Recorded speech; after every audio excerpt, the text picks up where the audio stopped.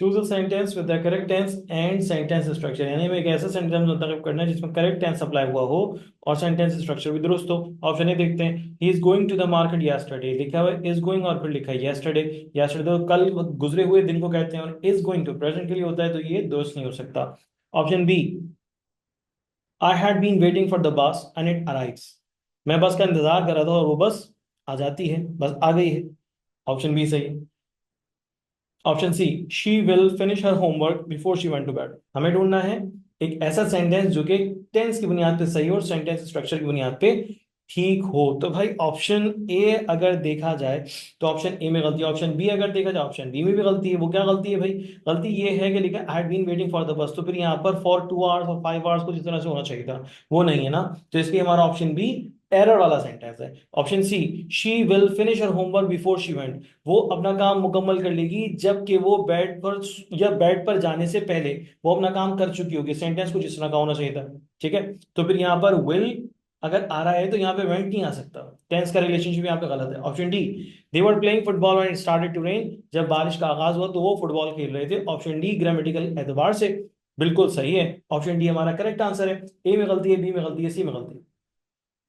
My father was asking to his friend on mobile phone, was talking to his friend on mobile phone when I fall from the bicycle, यानी कि past की बात हो रही है ना, तो जब यहाँ पर लिखा है was talking तो फिर यहाँ पे fall नहीं होना चाहिए था, फिर fail होना चाहिए था, यानी पास्ट फॉर्म होनी चाहिए थी। तो ऑप्शन ए तो इस तरह से गलत साबित होता है। My father is talking to his friend, is talking to his friend, मेरे वालिद फोन पर बात कर रहे हैं जब मैं बाईसाइकिल से गिरता हूँ। Does it make sense? दोनों इसे पास्ट में दोनों इसे प्रेजेंट में कैसे आ रहे हैं भाई? ऐसा तो नहीं होना सब हो सकता, सेंस नहीं बन रहा टेंस के एतबार से, नहीं जुमले के मायने तो ये बन रहे हैं कि मेरे वालिद फोन पर बात कर रहे हैं और मैं बाईसाइकिल से गिर जाता हूँ। It makes no sense, right? Option C, my father was talking to his friend on the mobile phone when I fell from the bicycle, option C बिल्कुल दुरुस्त है। जब मेरे वालिद अपने दोस्त से फोन पर बात कर रहे थे तो मैं बाईसाइकिल से गिर गया।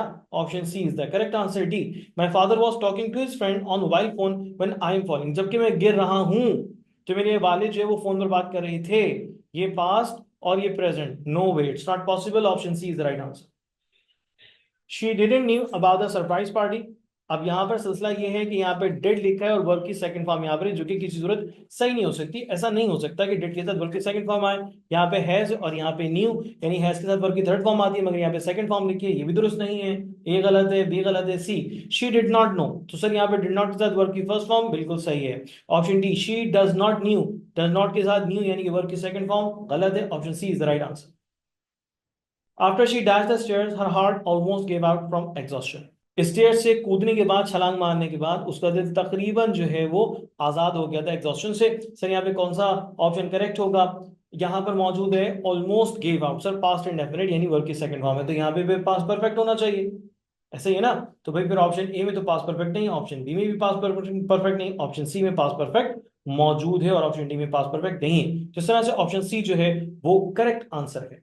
हैड क्लाइंब, सेंटेंस में लिखा है the teacher asked did you complete your work, अब ये डायरेक्ट स्पीच का सेंटेंस मालूम होता है तो इसमें कॉमा, इन्वर्टेड कॉमा और क्वेश्चन मार्क तीनों जो पंक्चुएशन मार्क्स हैं वो होने चाहिए। अभी किस ऑप्शन में मौजूद है आइए देखते हैं। सेंटेंस में लिखा है the teacher asked did you complete, sir did से पहले कॉमा आना चाहिए, इन्वर्टेड कॉमा आना चाहिए, तो ये बात हमें ऑप्शन ए में नजर नहीं आ रही, बी में नजर नहीं आ रही। ऑप्शन सी देखिए, the teacher asked comma, inverted comma मौजूद है, क्वेश्चन मार्क मौजूद, inverted comma close. Option C हमारा करेक्ट आंसर है। Option D, sir option D में क्वेश्चन मार्क मौजूद नहीं है, इसलिए ऑप्शन डी हमारा सही नहीं हो सकता। ऑप्शन सी हमारा करेक्ट आंसर है। करेक्ट पंक्चुएटेड सेंटेंस या वो सेंटेंस जो कि करेक्टली पंक्चुएट हुआ है हमें वो फाइंड आउट करना है। यहाँ पे लिखा है लेट्स अपोस्ट्रॉफी एस और यहाँ पे लिखा है साराज, तो सर लेट्स में अपोस्ट्रॉफी मौजूद है, ठीक है जी, और साराज में अपोस्ट्रॉफी, सारा के घर, ठीक है। चलो आओ चलते हैं सारा के घर, आफ्टर स्कूल, स्कूल के बाद सारा के घर चलते हैं उससे मिलने। तो सर यहाँ पे अपोस्ट्रॉफी यहाँ तो बिल्कुल ठीक है, इसमें कोई गलती नहीं है। ऑप्शन बी में साराज में अपोस्ट्रॉफी गलत लिखा हुआ है, ठीक है जी।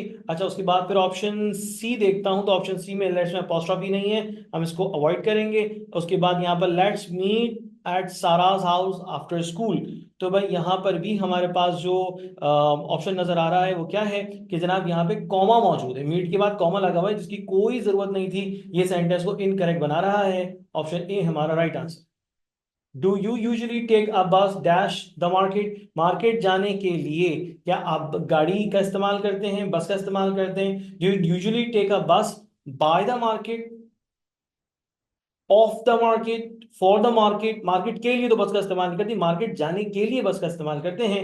इस तरह ऑप्शन डी हमारा करेक्ट प्रपोजिशन है। ए, बी और सी incorrect.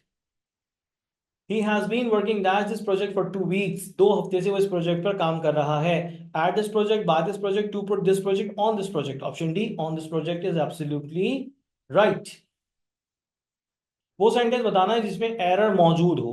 He has a talent for solving complex problems. ये तो ठीक लग रहा है, इसमें कोई एरर नहीं लग रहा। She enjoys reading, writing and to paint. देखिए अब ये भी जेरंड है, ये भी जेरंड है, तो फिर यहाँ पे भी जेरंड होना चाहिए था, यानी कि एंड पेंटिंग होना चाहिए था, टू पेंट नहीं होगा। राइट तो सेंटेंस में ऑप्शन बी जो है इन चारों सेंटेंस में वो गलती वाला है, यानी हमें ढूंढना ही कौन सा सेंटेंस था गलती वाला सेंटेंस। ऑप्शन बी हमारा आंसर है। Option C, the quick brown fox jumps over the lazy dog, ठीक है sentence, they quickly adopted to the new environment, ठीक है। ऑप्शन बी हमारा एरर रखने वाला जुमला है, option B is the right answer. The chef quickly prepared delicious and it served meal. भाई इसमें गड़बड़ क्या है, सेंटेंस क्या होना चाहिए था, the chef quickly prepared the delicious meal and serve it. अब अगर आपने गौर किया हो तो यहाँ पे कोई भी लफ्ज मिस नहीं है, सिर्फ और सिर्फ जम्बल्ड है, यानी कि यहाँ पे पंक्चुएशन, स्टाइल, वोकैबुलरी का कोई इशू नहीं, सारे अल्फाज मौजूद है, सिर्फ और सिर्फ वर्ड ऑर्डर का यहाँ पर प्रॉब्लम आपको नजर आ रहा है, यानी लफ्जों की तरतीब यहाँ पर खराब है।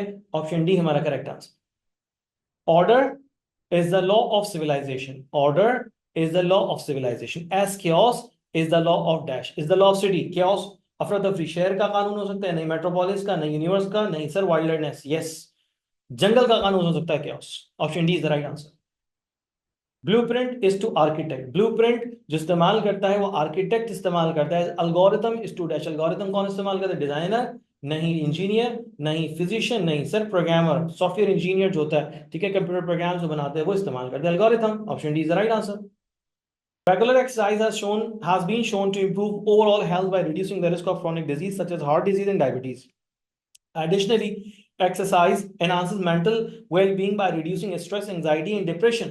Despite these benefits, many people find it hard challenging, यानी इतने अच्छे फायदे होने के बावजूद भी बहुत सारे लोगों के लिए एक बहुत बड़ा चैलेंज होता है to maintain a consistent exercise routine due to busy schedules and a lack of motivation. Busy schedules and lack of motivation की वजह से वो एक्सरसाइज नहीं कर पाते। Based on the paragraph which of the following statement inferred busy schedules and lack of motivation are the barriers to regular exercise। बिल्कुल सही बात है। chronic disease, यानी कौन सी ऐसी लाइन है जो कि आइडियल लाइन है, जो कि पैसेज की बुनियाद है। तो अगर मैं ऑप्शन ए को देखता हूं तो ऑप्शन ए बिल्कुल हमारे पैसेज मौजूद भी है और पैसेज की मेन थीम को भी वो डिफाइन कर रहा है, यानी कि बहुत फायदे हैं इसके, मगर फिर भी जो है वो लोग बैरियर्स की वजह से रेगुलर एक्सरसाइज नहीं कर पाते। So option A is the right answer. Word लिखा है मेटिक्यूलस। मेटिक्यूलस का सिनोनिम क्या है भाई, एबहॉरेंट है, नफरत को कहते हैं, हीटलेस बेध्यानी को कहते हैं, इनकॉशियस बेपरवाह को कहते हैं, प्रीसाइज मुख्तसर को कहते हैं। Sir meticulous option D is the right answer, बाकी सिनोनिम्स गलत है। A person who sells goods and services is a dash। जो फर्द सर्विसेज बेचता है, अपनी खिदमात बेचता है और अपनी गुड्स बेचता है, उसे क्या कहते हैं, कंज्यूमर नहीं, परचेजर नहीं, पैट्रन नहीं, वेंडर कहते हैं उसे। वेंडर कहते हैं जो कि फरोख्त करने वाला होता है चीजों को, अपनी खिदमात को। The detective noticed a subtle change in the suspect's tone when he asked about his whereabouts on the night of crime, which hinted at something more significant. What does subtle means? Subtle के यहाँ पर मायने क्या है, देखिए यहाँ पर subtle यहाँ लिखा, subtle change, अचानक से ये तब्दीली दिखाई दी उसके चेहरे पर, जो सस्पेक्टेड बंदा है, ठीक है। तो ड्रामेटिक चेंज है, ये नोटेबल चेंज है, ऑब्वियस चेंज है, स्लाइट चेंज है। Sir option D is the right answer. Slight सा चेंज आया उसकी बोलचाल में, उसकी टोन में मामूली सी तब्दीली है जिसको नोटिस किया, जिस पर गौर किया detective. Option D is the right answer. Despite the complicated situation, she remained dash. Complicated situation के बावजूद she remained dash, calmly assessing her options before deciding। फैसला करने से पहले उसने अपने ऑप्शंस पर इत्मीनान से गौर व फिक्र किया।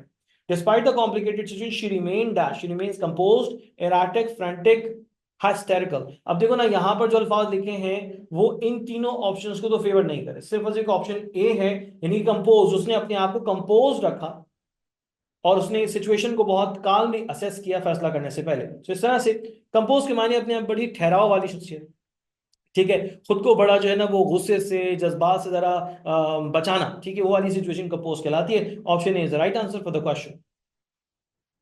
इलेटेड का सिनोनिम कंफ्यूज्ड नहीं sir, disappointed no sir, nervous no sir, overjoyed जी हाँ ओवरजॉयड, एलेटेड की मीनिंग होती है बेतहाशा खुश होना, एक्साइटेड होना, ओवरजॉयड इसका करेक्ट सिनोनिम।